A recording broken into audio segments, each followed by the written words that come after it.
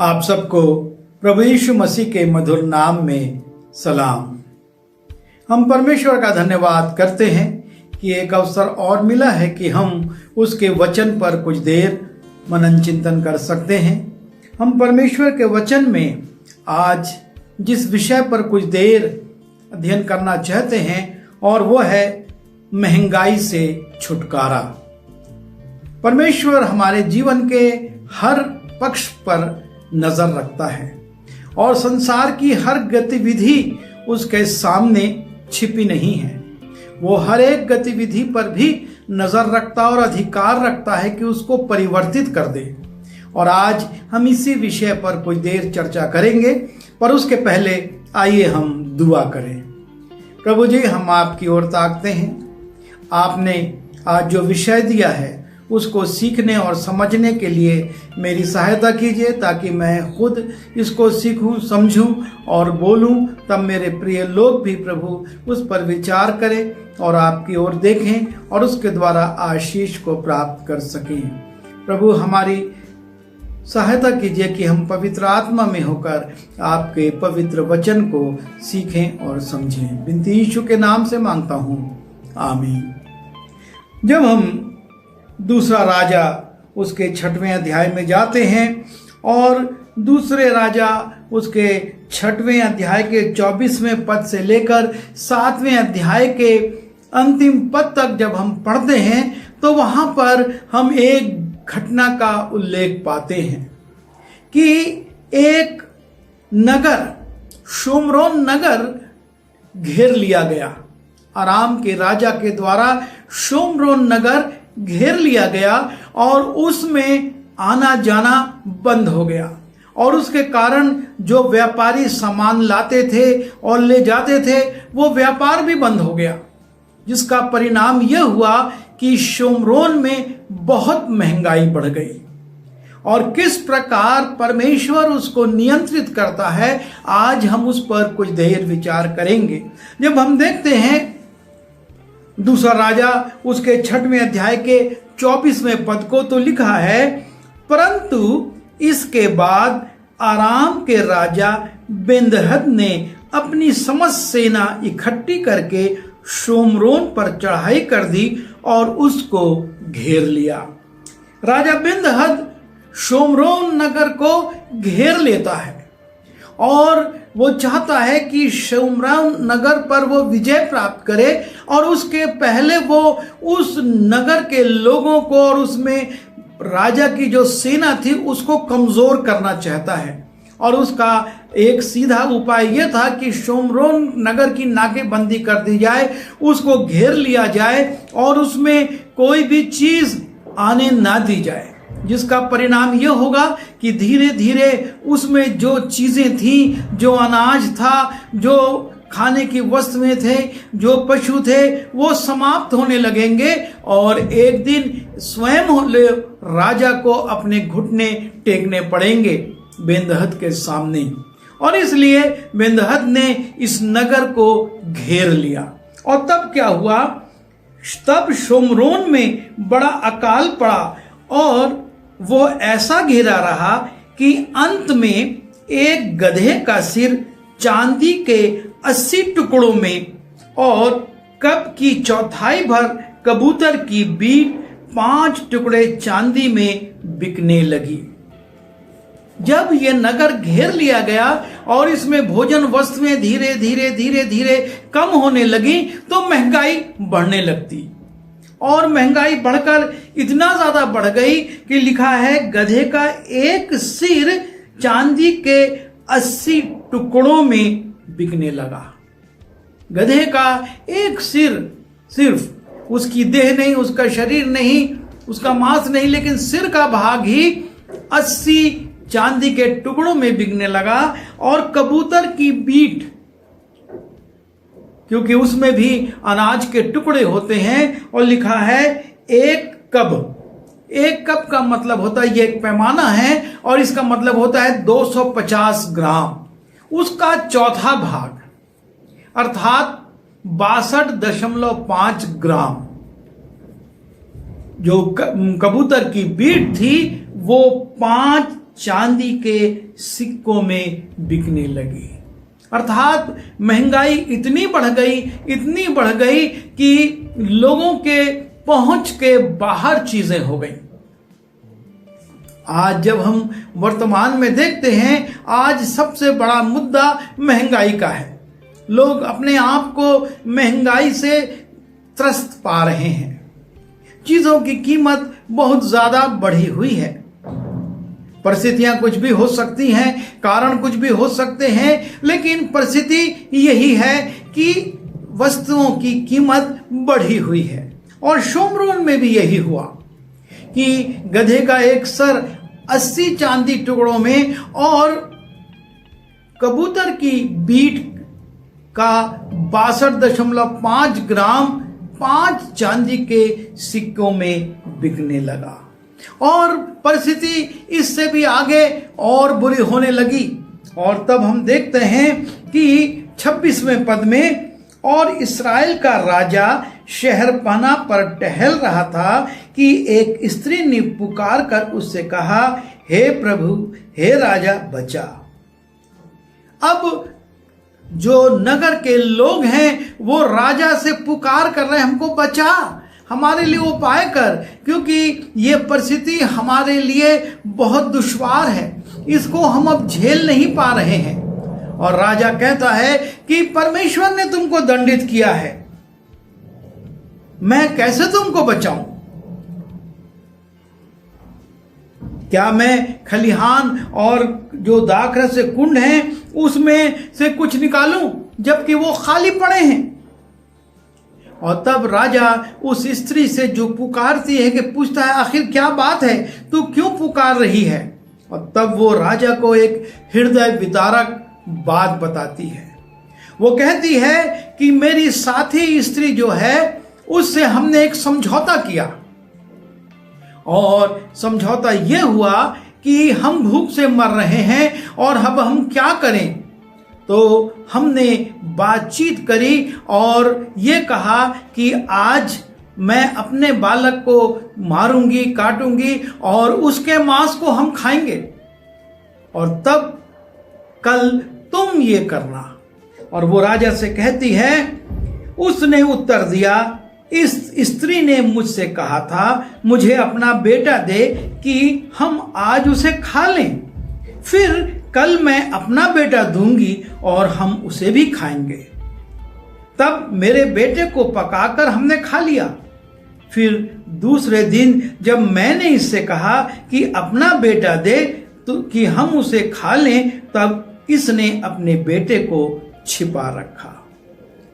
एक भयानक बात ये स्त्री कह रही है जिसको सुनकर राजा भी पिघल गया और वो नहीं समझ पा रहा कि क्या करे। और तब 30वें पद में लिखा है कि उस स्त्री की ये बातें सुनते ही राजा ने अपने वस्त्र फाड़े।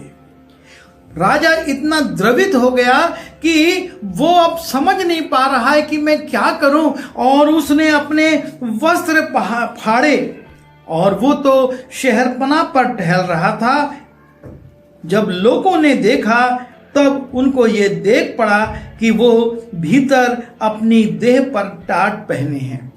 राजा के पास कोई उपाय नहीं है, वो उस स्त्री को क्या जवाब दे? महंगाई इतनी बढ़ चुकी है कि देने के लिए अनाज खलिहानों में या दाखरस कुंडों में दाखरस नहीं है, और ये स्त्री पुकार रही है। और तब राजा अपने वस्त्रों को फाड़ता है, टाट को ओढ़ लेता है और वो परमेश्वर के सामने विलाप कर रहा है।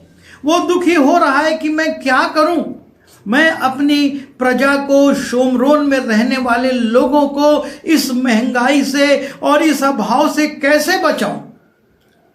और तब उसको लगता है कि इस समस्या का कारण वो व्यक्ति है जो कि परमेश्वर का नबी है। और तब वो लिखा हुआ है 31वें पद में, तब वो बोल उठा, यदि मैं शापात के पुत्र एलीशा का सिर आज उसके धड़ पर रहने दूं तो परमेश्वर मेरे साथ ऐसा ही वरन इससे भी अधिक करे। कई बार हम गलतियों के लिए परमेश्वर को या परमेश्वर के दासों को दोषी ठहराने लगते हैं। शोमरोन की जो ये दशा है उसके लिए वो सोच रहा है कि एलीशा दोषी है। एलीशा भविष्यवाणियां करके ये बोला है कि ऐसा होगा। वो ये नहीं सोचता कि मैंने कहां कहां चूक की है, मेरे राष्ट्र में, मेरे देश में, मेरे नगर में कहां कहां चूक हुई है कि परमेश्वर ने आराम के राजा को, बेन्हदद को भेज दिया और उसने शोमरोन को घेर लिया और आज हम इस विकट परिस्थिति में आ गए हैं। चाहिए था कि वो परमेश्वर से प्रार्थना करता, परमेश्वर से निवेदन करता, लेकिन उसका क्रोध अब परमेश्वर के दास पर है। और हम जब अपने जीवन में विपरीत परिस्थितियों में आते हैं तो कई बार हम ये सोचते हैं कि परमेश्वर के लोगों के कारण हम आज इस विपरीत परिस्थिति में, हम ये नहीं सोचते कि हमने क्या करा था, हम क्या कर रहे थे जिसके कारण ये बातें कही गई। लेकिन वो कहता है कि मैं तो एलीशा के सिर को कटवा दूंगा। और वो इसके लिए अपने यहां से एक कर्मचारी को भी भेज देता है कि जाओ और एलीशा के सिर को काट दो। एलीशा के सिर को काटने से क्या शोमरोन की परिस्थिति बदल सकती थी? लेकिन राजा का क्रोध है और जब उसको कुछ नहीं सूझ रहा तो वो अपना गुस्सा, अपनी खीज परमेश्वर के दास पर निकालना चाहता है। वो सोचता मैं परमेश्वर के दास को दंडित करके संतुष्ट हो जाऊंगा। लेकिन उसके संतुष्ट हो जाने से, परमेश्वर के दास के गला कट जाने से क्या शोमरोन का अकाल मिट सकता है? क्या वहां पर जो महंगाई है वो कम हो सकती है? बहुत सारी परिस्थितियां हमारे जीवनों में वर्तमान में ऐसी हो रही हैं। परमेश्वर के लोगों पर बहुत कुछ किया जा रहा है।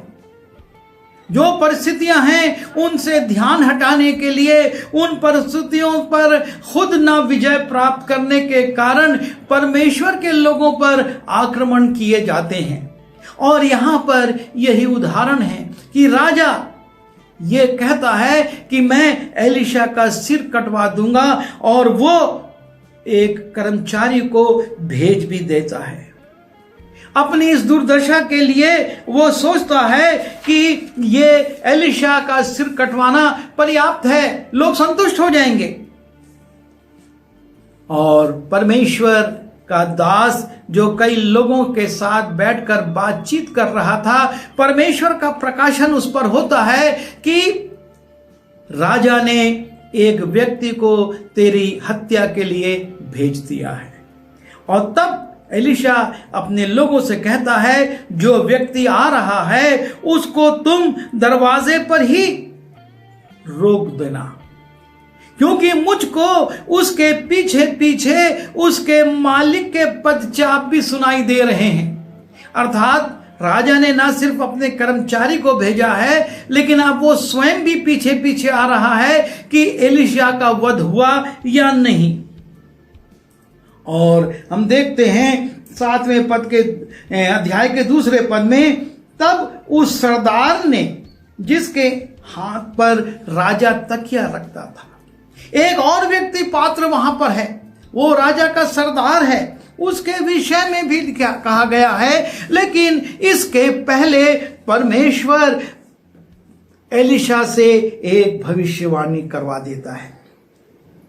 एलीशा 33वें पद में कहता है, तब उनसे यूं बातें कर ही रहा था कि दूत उसके पास आ पहुंचा और राजा कहने लगा, ये विपत्ति यहोवा की ओर से है, अब मैं आगे को यहोवा की बाट क्यों जोहता रहूं। वो अपने कर्मचारी को भेजता है और साथ ही साथ स्वयं आता है और एलीशा से कहता है कि यह विपत्ति यहोवा की ओर से है, अब मैं उसकी रास्ता क्यों देखूं। और इस प्रकार से वो अपनी हठ धर्मिता को प्रकट करता है। वो ये नहीं स्वीकार करता कि हाँ हमसे क्या गलती हुई और उसके लिए हम परमेश्वर से क्षमा याचना करें, लेकिन वो एलीशा को मरवाना चाहता है और परमेश्वर पर भी दोष लगा रहा है कि ये विपत्ति यहोवा की ओर से है। जो शोम्रोन घेरा गया है, यह अकाल की स्थिति बन गई है, वो परमेश्वर की ओर से है।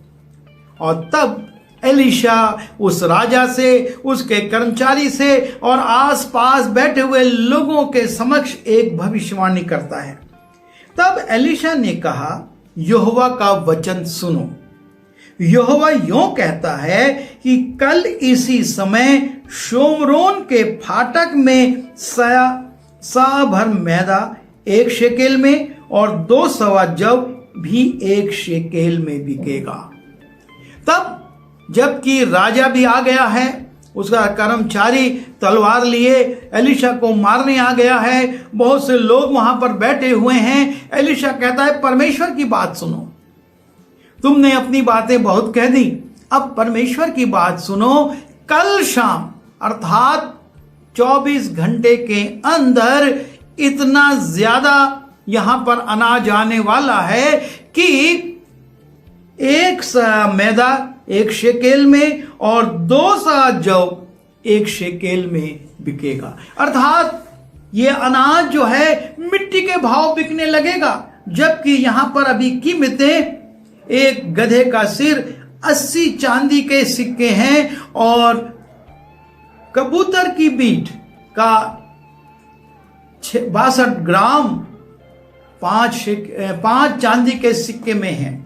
पर कल इसी समय 1 सवा मैदा 1 शेकेल में और 2 सवा जौ 1 शेकेल में बिकेगा। और जब एलीशा ये भविष्यवाणी करता है, राजा कुछ बोले, उसके पीछे एक और कर्मचारी चला आ रहा है, जिसके जांघ पर राजा अपना हाथ टिकाता था, जिससे टिक कर राजा बैठता था। लिखा है, तब उस सरदार ने, जिसके हाथ पर राजा तकिया करता था, परमेश्वर के भक्त को उत्तर देकर कहा, सुन, चाहे यहोवा आकाश के झरोखे खोले तो भी क्या ऐसी बात हो सकेगी? उसने कहा, सुन, तू ये अपनी आंखों से तो देखेगा, परंतु उस अन्न में से कुछ खाने ना पाएगा।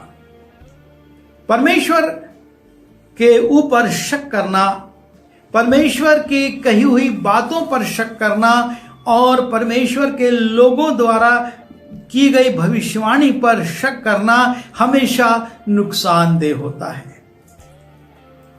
उसको विश्वास नहीं हुआ कि एलीशा अपनी जान बचाने के लिए इस बात को कह रहा है, और वो सोचने लगा कि एलीशा चाहता है किसी तरह से बच जाए, इसलिए कह रहा है कि 1 शेकेल में 1 सा मैदा और 1 शेकेल में 2 सा जौ मिलेगा।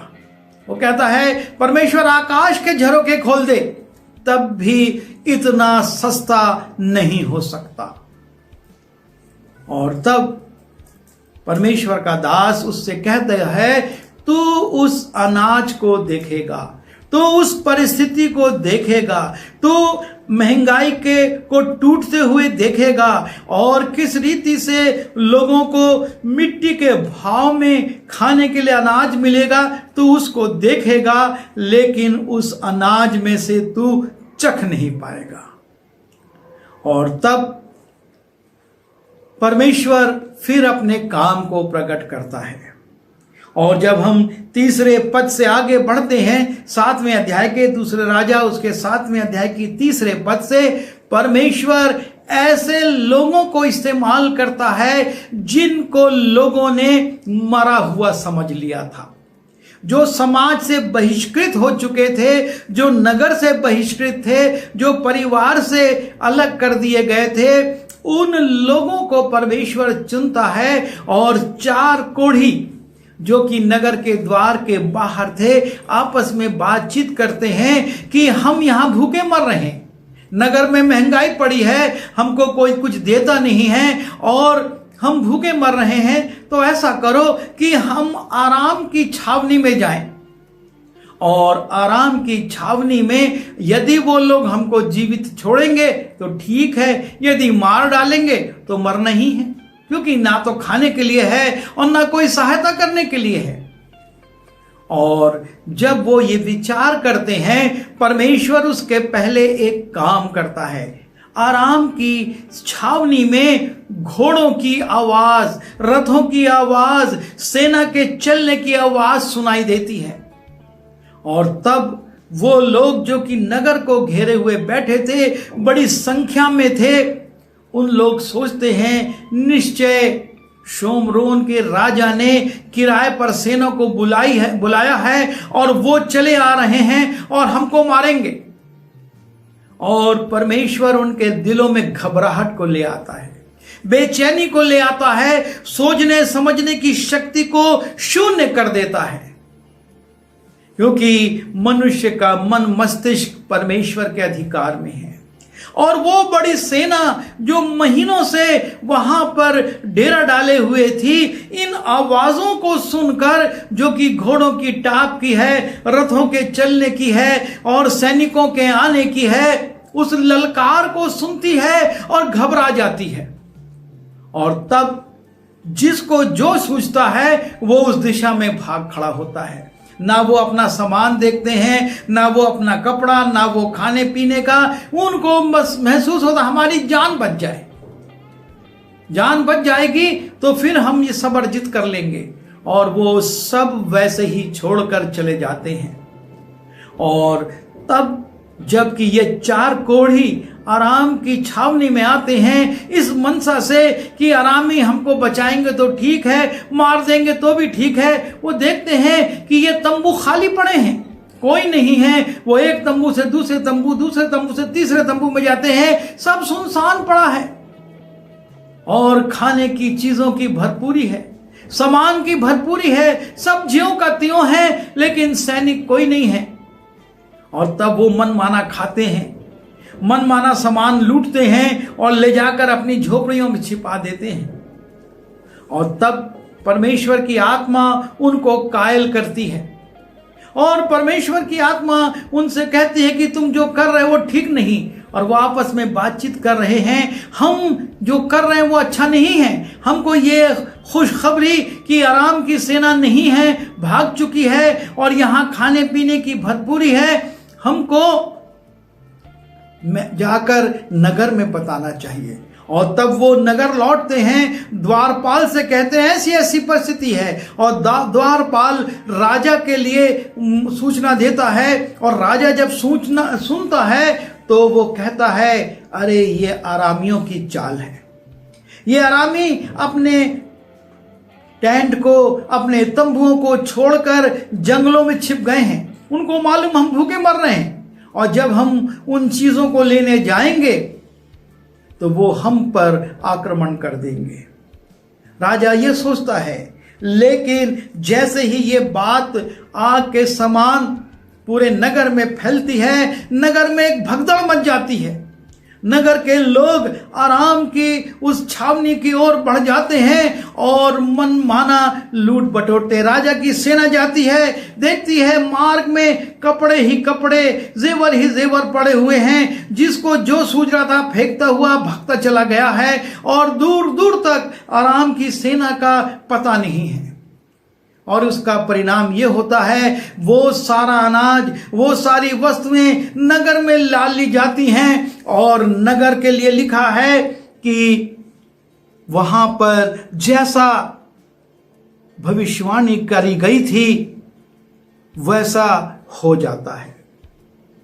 और वहां पर सामान जो है वो नीची कीमत में बिकने लगता है। जब हम दूसरा राजा उसके 7वें अध्याय के 12वें पद से देखते हैं, लिखा है और राजा रात को उठा और अपने कर्मचारियों से कहा, मैं तुम्हें बताता हूं कि आरामियों ने हमसे क्या किया है। वे जानते हैं कि हम लोग भूखे हैं, इस कारण वे छावनी में से मैदान में छिपने को यह कहकर गए हैं कि जब वे नगर से निकलेंगे तब हम उनको जीवित ही पकड़कर नगर में घुस जाएंगे। परंतु राजा के किसी कर्मचारी ने उत्तर देकर कहा कि जो घोड़े नगर में बच रहे हैं उनमें से 5 घोड़े ले और उनको भेजकर हम हाल जान ले। वे तो इस्राएल की सब भीड़ के समान हैं जो नगर में रह गए हैं, वरन इस्राएल की जो भीड़ मर मिट गई है वे उसी के समान हैं। सो उन्होंने 2 रथ और उनके घोड़े लिए और राजा ने उनको अराम की सेना के पीछे भेजा और कहा जाओ। तब वे यरदन तक उनके पीछे चले गए और क्या देखा कि पूरा मार्ग वस्त्रों और पात्रों से भरा पड़ा है जिन्हें अरामियों ने उतावली के मारे फेंक दिया था। जब दूत लौट गए और राजा से कह सुनाया, तब लोग निकलकर आराम के डेरों को लूट लिया और यहोवा के वचन के अनुसार 1 सया मैदा 1 शेकेल में और 2 सवा जव 1 शेकेल में बिकने लगा। परमेश्वर अपने तरीके से अपने काम को करता है। हम परमेश्वर को काम करने दें। परमेश्वर अपने काम को प्रकट करता है। जहां पर 80 चांदी के टुकड़ों में 1 गधे का सिर और कबूतर की बीट का 62 ग्राम 5 चांदी के सिक्कों में बिक रहा था, वहां पर 24 घंटे के अंदर परिस्थितियां बदल गईं, महंगाई समाप्त हो गई और बहुतायत की आशीष आ गई। बहुतायत से अनाज आ गया और इतना आ गया कि उसकी कीमत धूल के समान हो गई। लोग मनमानी खरीदने और खाने और आनंद मनाने लगे। और तब लिखा है, जिस सरदार के हाथ पर राजा तकिया करता था वो फाटक में लोगों के पांवों के नीचे दबकर मर गया। वो व्यक्ति जिसने कि परमेश्वर की बात पर अविश्वास किया था और कहा था आकाश के झरोखे खुल जाएं, तब भी ऐसा नहीं हो सकता। परमेश्वर ने उसको दिखा दिया, लेकिन उसको राजा ने द्वार पर नियुक्त किया था और द्वार पर ऐसी भगदड़ हुई कि वो लोगों के पैरों से कुचला गया और मर गया। परमेश्वर विपरीत परिस्थितियों में, परमेश्वर असंभव परिस्थितियों में हमारे लिए द्वार खोल सकता है। बाइबल में ये जितनी घटनाएं दी गई हैं उनके पीछे परमेश्वर का उद्देश्य है कि वो आप पर और मुझ पर ये प्रकट करे कि हमारा परमेश्वर क्या कर सकता है, उसके अधीनता में क्या नहीं है। और शोमरोन की ये महंगाई देखते देखते बहुतायत की आशीष में परिवर्तित हो गई। उसने कहा था परमेश्वर आकाश के झरोखे खोले तो भी नहीं होगा, और उसने देखा कि बिना झरोखे खोले ही इतनी बहुतायत की आशीष आ गई है और उसका अविश्वास का दंड भी उसने भुगता और वो मारा गया। परमेश्वर आपसे और मुझसे कहता है, तू मुझसे मांग, मैं तेरा मुंह को भर दूंगा। विपरीत परिस्थितियों में, विपरीत महंगाई में हम परमेश्वर की ओर ताके, परमेश्वर से मांगे और वो आपको और मुझको भरपूरी से देने वाला है। वो आपको और मुझको उन वस्तुओं पर अधिकार देने वाला है जो आज हमारी पहुंच से बहुत दूर हैं। लेकिन परमेश्वर के लिए कुछ भी कठिन नहीं है, परमेश्वर के लिए कुछ भी असंभव नहीं है, परमेश्वर के लिए सब कुछ संभव है। और इसलिए हम इन उदाहरणों के द्वारा जो परमेश्वर के वचन में हैं, वर्तमान परिस्थितियों में स्थिर विश्वास में दृढ़ रहें। हमारा विश्वास स्थिर रहे, हम उसमें दृढ़ रहें, ताकि परमेश्वर अपना काम करे और तब हम उस आशीष के अधिकारी हो सके। जिन्होंने अविश्वास किया वो कुचल गए और जिन्होंने विश्वास किया वो बहुतायत की आशीष से आनंदित हुए। आज हम अपने जीवनों पर विचार करें। बहुत विपरीत परिस्थितियां हो सकती हैं, असंभव बातें हो सकती हैं, लेकिन परमेश्वर का वचन कहता है, क्या मेरे लिए कुछ भी असंभव है? हमारे परमेश्वर से सब कुछ हो सकता है। जो परमेश्वर जंगल में मन्ना खिलाकर और बटेरों को भेजकर अपने लोगों को तृप्त कर सकता है, जो कि चट्टानों से पानी निकालकर अपने लोगों की प्यास को बुझा सकता है, वर्तमान में भी, वर्तमान परिस्थितियों में भी वो आपके लिए और मेरे लिए बहुत कुछ कर सकता है। आवश्यकता सिर्फ इस बात की है कि हम परमेश्वर पर भरोसा रखें। एलीशा ने जो कहा वो पूरा हुआ। राजा बहुत कुछ बोलता रहा, लेकिन राजा ने देखा परमेश्वर का काम पूरा हुआ। प्रभु हमारी सहायता करे कि हम इस विश्वास में आगे बढ़ सकें और इस विश्वास को अपने जीवन से प्रकट करें, ताकि उस आशीष को पाएं जो परमेश्वर देना चाहता है। आइए दुआ करें।